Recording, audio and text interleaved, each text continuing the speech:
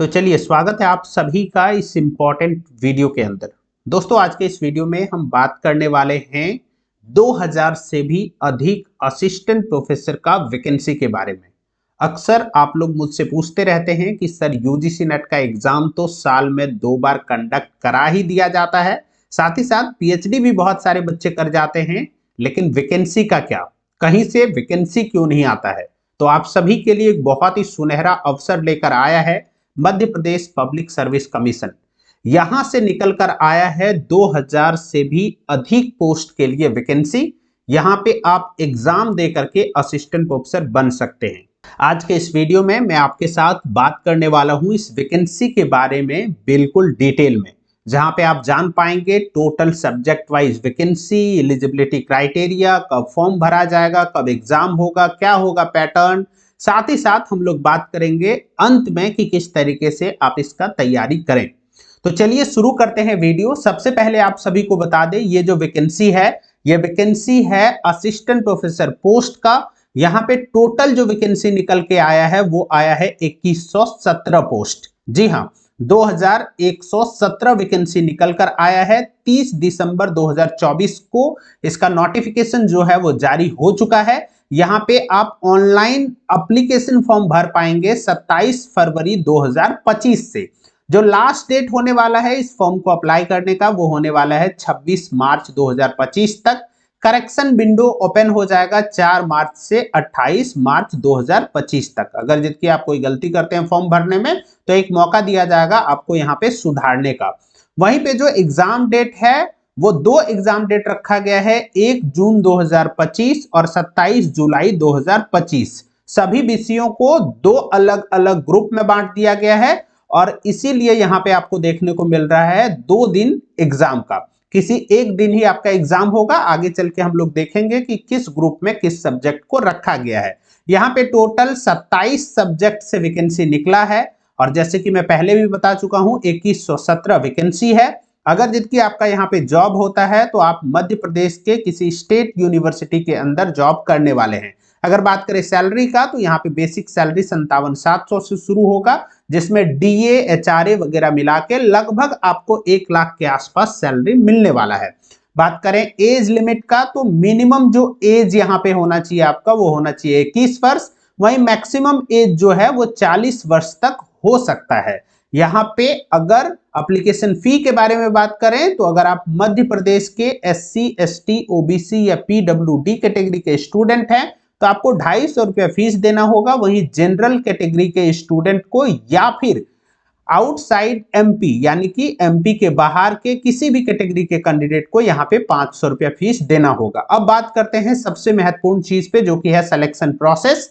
यहाँ पे selection process कोई एपीआई स्कोर के आधार पे नहीं होता है, बल्कि यहाँ पे आपको रिटन एग्जाम देना पड़ता है।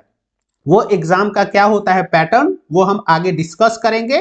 यहाँ पे सबसे पहले आपको 2 पेपर का एग्जाम देना होता है, पेपर 1 और पेपर 2 का, जो कि होता है कुल मिलाकर 800 मार्क्स का। उसके बाद आपको देना पड़ता है यहाँ पे इंटरव्यू और इंटरव्यू के बाद होता है आपका डॉक्यूमेंट वेरिफिकेशन, फिर बनता है एक मेरिट और इसी मेरिट के अकॉर्डिंग आपकी यहाँ पे बहाली होती है। नेक्स्ट हम यहाँ पे बात कर लेते हैं कि सब्जेक्ट को जो 2 ग्रुप में बांटा गया है उसमें ग्रुप 1 में कौन कौन है और ग्रुप 2 में कौन कौन है। यह जानना इसलिए महत्वपूर्ण है क्योंकि दोनों ग्रुप के लिए जो एग्जाम डेट है वो अलग अलग रखा गया है। यहाँ पे आप देख सकते हैं ग्रुप 1 और ग्रुप 1 में ये सारे सब्जेक्ट को शामिल किया गया है, जिसका एडमिट कार्ड जो है वो 18 जुलाई को रिलीज किया जाएगा और एग्जाम होगा 27 जुलाई 2025 को। वहीं बात करें अगर ग्रुप 2 का तो इसमें ये सारे सब्जेक्ट शामिल किए गए हैं, जिसका एडमिट कार्ड 23 मई को रिलीज होगा और 1 जून 2025 को एग्जाम होगा। तो इसमें से आप देख लीजिए कि आपका सब्जेक्ट कौन सा है और आपका एग्जाम कब होगा। अब हम बात कर लेते हैं कि कहां से आप नोटिफिकेशन को डाउनलोड कर सकते हैं। तो उसके लिए आपको आना होगा एमपीपीएससी का ऑफिशियल वेबसाइट पे। यहां पे आने के बाद आपको जाना होगा एडवर्टीजमेंट के अंदर। यहां एडवर्टीजमेंट में आपको अलग अलग सब्जेक्ट का अलग अलग नोटिफिकेशन देखने को मिल जाएगा। यहाँ पे कोई एक नोटिफिकेशन नहीं है, बल्कि 27 सब्जेक्ट के लिए 27 अलग अलग नोटिफिकेशन जारी किया गया है। यहाँ पे अपना सब्जेक्ट आप देख लीजिए और उसका डिटेल नोटिफिकेशन आप आकर के यहाँ से डाउनलोड कर सकते हैं। इसका मैं लिंक इस वीडियो का डिस्क्रिप्शन बॉक्स में दे दूंगा। अब हम लोग यहाँ पे बात कर लेते हैं एक और महत्वपूर्ण चीज के बारे में, और वो है कि किस सब्जेक्ट में कितना वैकेंसी निकलकर सामने आया है। तो आप देखिए यहाँ पे कंप्यूटर एप्लीकेशन में 7 वैकेंसी है, बॉटनी में 190 वैकेंसी है, केमिस्ट्री में 199 सबसे अधिक वैकेंसी है, मैथमेटिक्स के अंदर भी 177 वैकेंसी है, फिजिक्स में 186 वैकेंसी है, जूलॉजी में 187 वैकेंसी है, हिंदी में 113 वैकेंसी है, पॉलिटिकल साइंस में 124 वैकेंसी है, इकोनॉमिक्स के अंदर 130 वैकेंसी है, इंग्लिश में आप देख सकते हैं 96 वैकेंसी है, हिस्ट्री में 97 वैकेंसी है, कॉमर्स में भी यहाँ पे 111 वैकेंसी है, कंप्यूटर साइंस के अंदर 87 वैकेंसी है, सोशियोलॉजी में 92 वैकेंसी है, ज्योग्राफी में 96 वैकेंसी है, उर्दू में 3 वैकेंसी है, स्टैटिस्टिक्स में 8 वैकेंसी है, जियोलॉजी में 15 वैकेंसी है। इसके अलावा कुछ छोटे छोटे सब्जेक्ट में 1 2 3 करके वैकेंसी है, और स्पोर्ट्स ऑफिसर के लिए 187 वैकेंसी है, और टोटल जो है वो 2117 वैकेंसी यहाँ पे आपको देखने को मिल जाएगा। अब हम लोग बात कर लेते हैं कि एलिजिबिलिटी क्राइटेरिया क्या है। यहाँ पे वैसे सभी स्टूडेंट फॉर्म भर सकते हैं जिसके पास मास्टर डिग्री में 55% मार्क्स हो, और उसके साथ वो नेट क्वालिफाई कर रखे हो या फिर वो पीएचडी कर रखे हो। ये अगर जिसके आपके पास एलिजिबिलिटी है तो आप इस फॉर्म को आसानी से भर सकते हैं। फीस के बारे में हम लोग पहले ही बात कर चुके हैं। अब बात करते हैं सिलेबस। तो सिलेबस इसका ऑफिशियल वेबसाइट पर अपलोड कर दिया गया है, जिसका लिंक मैं इस वीडियो का डिस्क्रिप्शन बॉक्स में दे दूंगा, वहां से आप आसानी से डाउनलोड कर लेना। अब बात कर लेते हैं हम लोग पैटर्न के बारे में कि जो एग्जाम होता है वो कैसे होता है। यहाँ पे 2 पेपर का आपको एग्जाम देना होगा। पहला पेपर जो होगा वो जनरल नॉलेज बेस्ड पेपर होगा, जहां पे आपको 50 क्वेश्चन का आंसर देना होगा, जो होगा 200 मार्क्स का, यानी कि प्रत्येक क्वेश्चन 4-4 मार्क्स का होने वाला है। उसके लिए आपको 1 घंटा का समय दिया जाएगा। अब जो दूसरा पेपर है वो होने वाला है 150 क्वेश्चन का, जहां पे 600 मार्क्स का एग्जाम होगा और आपको 3 घंटा का समय दिया जाएगा। तो आप ये देखिए कि पेपर 1 200 मार्क्स का प्लस पेपर 2 600 मार्क्स का इज इक्वल टू यहाँ पे हो जाता है 800 मार्क्स। इसके अलावे 100 मार्क्स यहाँ पे इंटरव्यू का रखा गया है, और यही कुल मिला के 900 मार्क्स के ऊपर आपका मेरिट बनने वाला है। अब अगर यदि कि हम बात करें कि कहां से जा करके आप इन सारी चीजों को देख सकते हैं और इससे रिगार्डिंग जो नोटिफिकेशन है उसको डाउनलोड कर सकते हैं, तो उसके लिए आपको आना होगा Madhya Pradesh public service commission के वेबसाइट के ऊपर। यहाँ पे आपको सब कुछ मिल जाएगा, प्रीवियस ईयर पेपर से लेकर के नोटिफिकेशन, एग्जाम कैलेंडर, बाकी सारा चीज। अब हम लोग बात करते हैं कि ये एडवर्टीजमेंट क्यों महत्वपूर्ण है आप सभी के लिए।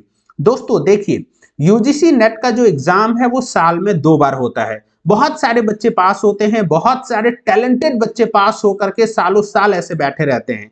मध्य प्रदेश, छत्तीसगढ़, चाहे आप कह लीजिए हरियाणा, इस तरीके के स्टेट रिटन एग्जाम के थ्रू असिस्टेंट प्रोफेसर का बहाली करता है, जहां पे एक मौका मिलता है स्टूडेंट को अपना टैलेंट दिखाने का। अगर यदि सच में आपके अंदर असिस्टेंट प्रोफेसर बनने का योग्यता है तो इससे बेहतर आपके पास मौका नहीं होगा, क्योंकि यहाँ पे आपके पास अभी लगभग 6 महीना का समय बचा है। जून जुलाई में एग्जाम है, अभी जनवरी है। 6 महीना अगर जितनी आप अच्छा से तैयारी करते हैं तो निश्चित तौर पे आप यहाँ पे सफलता पा सकते हैं। इसको किस तरीके से तैयारी करें, तो उसका एक सिंपल सा टेक्निक अपनाइए। जिस तरीके से आपने नेट जेआरएफ का तैयारी किया था उसी तरीके से आप इसका सिलेबस को डाउनलोड कीजिए और उस सिलेबस को A to Z सब कुछ कोशिश करिए पढ़ने का। अगर यदि कि आपने नेट जेआरएफ क्वालिफाई करके रखा है या फिर पीजी लेवल पे यदि आपने अच्छे से पढ़ाई किया है तो बहुत सारी चीजें आपको वहां से कॉमन मिल जाएंगे। कुछ चीजें आपको नया नया पढ़ना है, जैसे पेपर 1 के अंदर आपको मध्य प्रदेश का जो जनरल नॉलेज है उसको भी थोड़ा बहुत पढ़ना है। तो वो सारी चीजों पे अगर जिसकी आप थोड़ा सा मेहनत करेंगे तो मुझे लगता है कि निश्चित तौर पे आप सफल हो सकते हैं।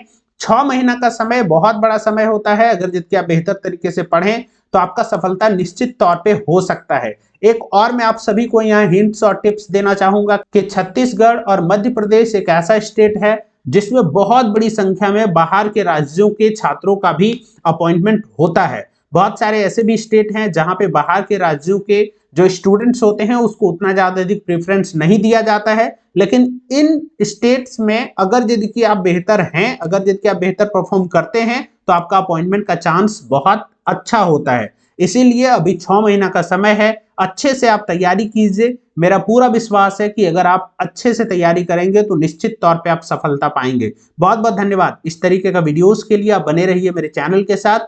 जल्द मैं आपके लिए एक नया अपडेट लेकर आऊंगा हायर एजुकेशन के संबंध में। बहुत बहुत धन्यवाद।